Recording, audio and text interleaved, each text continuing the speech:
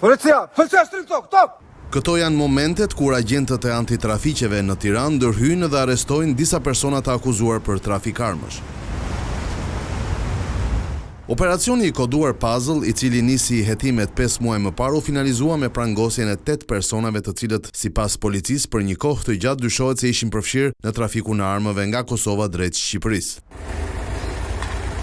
Dokumentimi në këtë veprimtari kriminale për të arrestuarit u bë përmes metodave proaktive ku përfshihen përgjimet, por edhe blerjet e realizuara nga agjentët e antitrafiqeve të Tiranës duke ushtirur si persona që interesohen për pistoleta të modeleve të fundit.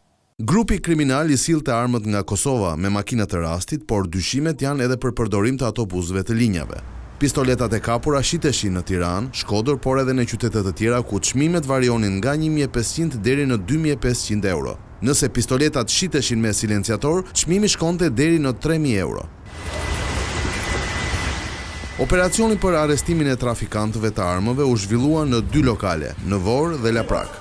Në hetimet e deritanishme, hetuesi dyshojnë se grupi ka një bazë në Burrel për të cilën vijojnë kërkimet.